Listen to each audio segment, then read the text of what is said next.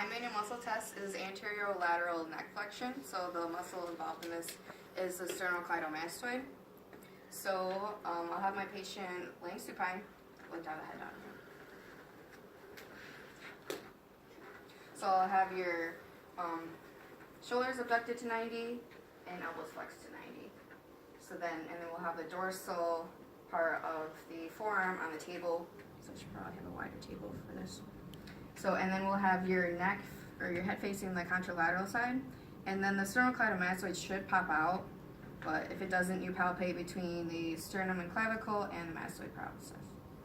And so for stabilization, their abdominal muscles should be strong enough to stabilize them, but if they're not, you want to stabilize over the middle of the thorax. So consideration for that is tell them where you're placing your hand, especially if it's a woman, because it's a sensitive area.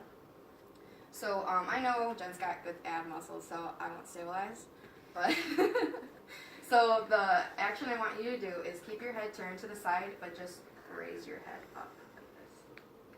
Okay? So palpate and have you do that motion. Okay, good. Alright, so she can do it. So I'll apply resistance. So I'm going to have you lift your head up again. And you apply resistance to the lateral aspects. Very good. Make sure you're not smushing your face though. Alright, and then there is no gravity eliminating position for this. It's just the alternate grading scale. So for that's for 4 for moderate resistance, 5 for max. And then for 3 is full range of motion, no resistance. 2, partial range of motion. 1, no motion but contraction. 0, no contraction, no movement. Alright, you can sit up now. So some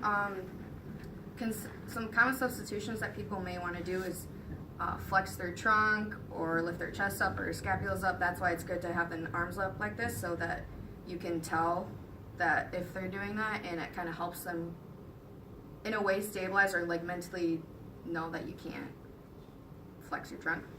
And then make sure they're not turning their head to the midline, because that uses other muscles to flex their head too.